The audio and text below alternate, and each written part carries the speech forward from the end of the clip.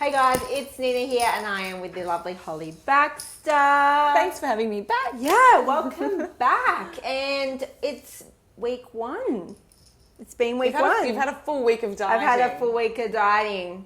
And yes, it's been a long time since I dieted properly, and I can be very honest and let you guys know that I'm feeling the effects already. 1 week in. Oh, 1 week in and I'm like, I am getting a little irritable. My patience is like reducing and I'm hungry. So that was my first question. What have you found to be the most challenging thing so far?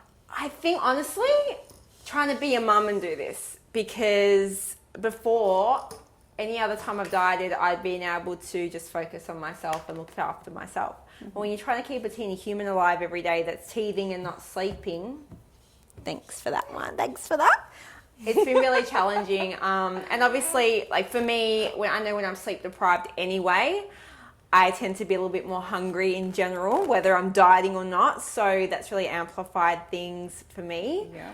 And yeah, I think that's been the most challenging thing, the lack of sleep this past week on top of starting everything else. It's been hard. It's not just like there's a direct effect and an indirect effect as well. Yeah. So not only does it probably increase your stress, just like worrying about the fact that you're not sleeping, you've also got stress in your life. Yes. So the combined effect is like reducing your sleep quality, and that in itself decreases your leptin. Mm-hmm. So research shows literally in the space of 1 day and just one disruption to your sleep can cause your leptin to significantly drop, and that is our main hunger hormone. Exactly. So that's been really tough. And also I have noticed that really the lack of sleep came later in my week. So I got to the end of my training week and I had my heaviest and biggest training day because I didn't get to fit it all in the week. Mm-hmm.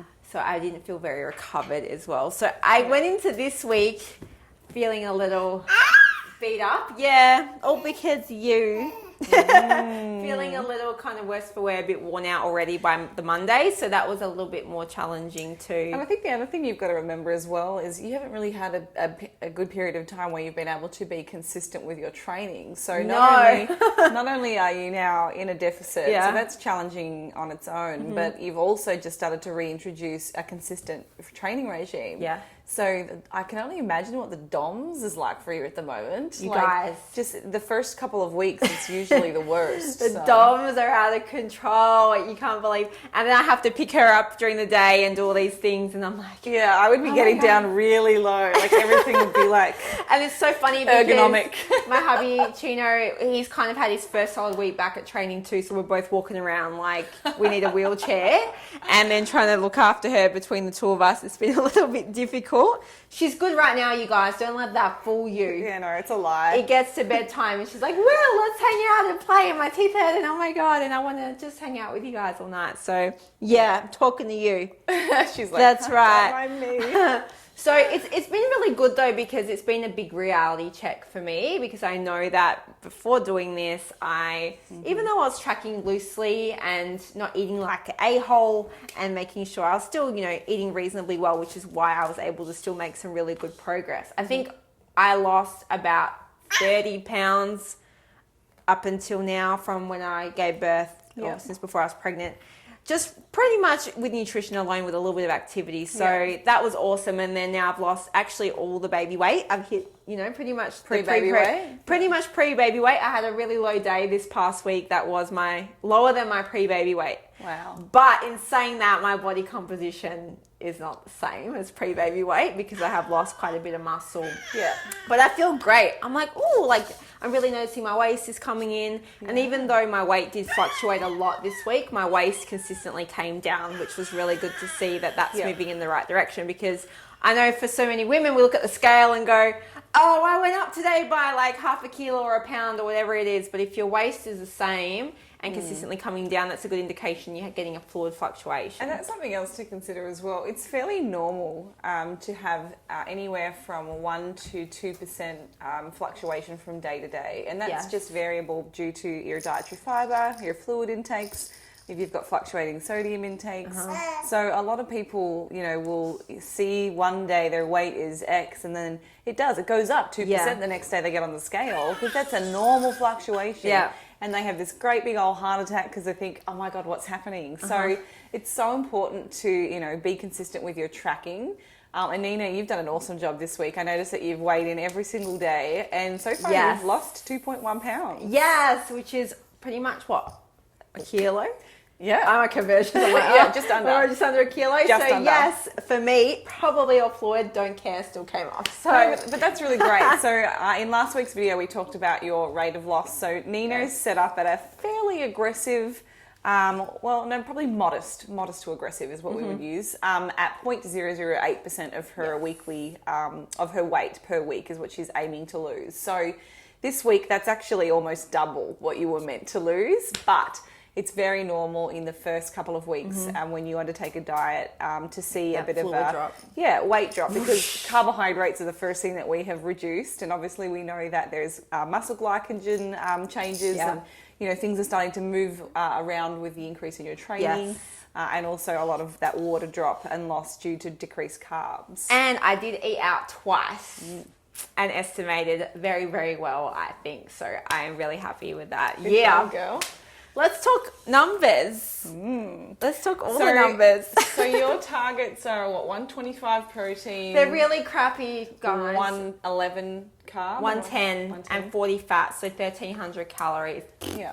That's hard. So that's hard. Yeah, it's tough. That's getting down to what I was at towards the end of my prep recently. And that's because also, I mean, if I had more time for more activity, I would generally prefer to add more activity, but because of and my have slightly higher carbohydrate work commitments and being a mum and just at life, I've opted for the lower calories this time around, which is working better for me. I don't have to stress about getting training in. And that's the biggest thing. The calorie thing sucks. So you got to kind of pick one or the other. Yeah, and you know what? As we progress through this as well, there may become a point where you're feeling like you can add a little bit more in, and when that time comes, we can kind of look at what we can add in exercise-wise, what that's going to equate to as calories, and what we can put back in to your diet. So, especially if you're already still losing at the projected, weekly weight loss, then, we don't want to have to make you do more than you need to. So, yeah, and if you can eat more, who doesn't want to do that? Yeah, seriously, guys. If you can eat more and do more activity, do that. So, Nina,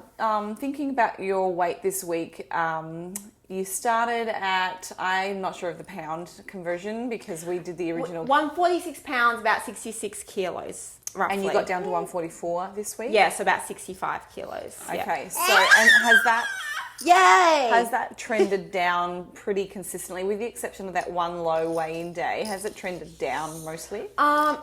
Yeah, so it hasn't gone back up. So the highest I went back up was 144.2, and that's been kind of the consistent weight I've sat at. I had the day 142, 143, and then 144.2 is where I'm kind of sitting at. All right. So I don't know. On the days where your weight did go back up, I took a look and I saw that your fibre was pretty consistent, somewhere between 17 to 19 grams in your spreadsheet. How do you feel with your tracking accuracy? Because I know we actually went out for dinner on Saturday. No, I ain't good because I overestimated slightly, I think, but then I didn't eat anything else the rest of that night, and I asked for like no oil on my food or minimal oil, so I added extra oil on my tracking sheet. Same thing the next day, went out for breakfast, and your weight's kind of held steady from about Thursday then, is that what you think? Yeah. I think that this week, just because I know that it takes a little bit of time for our body to adjust in the initial weeks, I'd actually like to leave your calories. I thought so, and I was going to say, I think I don't need to do anything. But, it would depend. If Nina had have said to me, okay, I only lost 1 pound, it all happened within the first 2 days, and then her weight had plateaued and stayed the same for the last 5 days, well, then I might have considered a small drop. But because it looks like it has kind of trended down every day. And my waist has trended down. Yeah, so I think that it's probably safe to stay on the same targets this week and just give it another full week of consistent training. And I think that we'll probably see another, and keep in mind, you've effectively doubled the rate of loss anyway. So we're good, we're ahead. Yeah, she's already ahead. So I think you'll probably see that this week we won't get the same drastic drop. No, but it'll give us a better indication of what's really happening. Exactly. Yay! Well, 1 week down. This week, actually, I've really had to change my food choices a lot too, and gone and bought quite a lot of diet foods.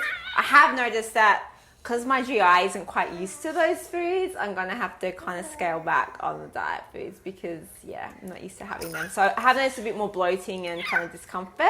So I'm eating different foods I'm not used to eating. Yeah. So that's another thing I noticed too. Okay. Yeah, and I'm not sure what your dietary fibre intakes were like before you started dieting. Pretty crap, to be honest. So this has been good for my veggie increase. It's probably good, but that's the thing that you need to be considerate of. A lot of people, when they start a diet and they do start to reintroduce high fibre foods again, perhaps their intakes were low before and now they're up. It might only be 7 or 8 grams more than what you were having previously. So that doesn't sound crazy. It takes time for your GI to adjust. That's like a 70% or a 50% increase perhaps for some people. So yeah, it will probably take you a little bit of time to feel like that's okay and comfortable again. Yeah, which is cool. I'm good with that. I know all these things. So first week, a lot of different variables going on, but it's really good to understand what's happening with your body and not freak out about any fluctuations and things like that. So, so you didn't freak out after the day that you went back up from 142 to 144? No, because I know that that's like, you know, I've had 2 days of training. Once I start training again, you're getting more fluid in your muscle and things like that. I know when I don't drink quite enough water, I retain a bit. So there's a lot of variables that I know are there that affect my body. So it's good that you didn't freak out and go, oh, I need to cut my calories. No, because I would rather eat more. No, but some people, I've had this happen if they're not expecting such a large fluctuation in weight. So you would have taken your weight on Wednesday, whatever it was, at 142, and then the next day, you jump back up 2 pounds. Right. So some people would really worry about that. Yeah. And I'll have text messages or emails, what's going on? Sometimes so you just got to let it hold steady and just let it do its thing. And, you know, that's why we look at the full week and not just a day-to-day kind of basis. So. Yes. I think that's it. Nailed it. Yeah. Good job, Nina. Nailed it. Can you please sleep this week? Yeah, that'd be great. Nice, Mum? Thanks. Can you please be good for Mum? She's the boss lady right now. She's like, look how she's sitting. She's like pimping. Well, guys, thank you so much for watching. Thanks, Holly, for joining me. Thank you for having me. If you like this video, make sure you give it a thumbs up. Please make sure you subscribe. And if you have any questions, drop them below. And we'll see you next time.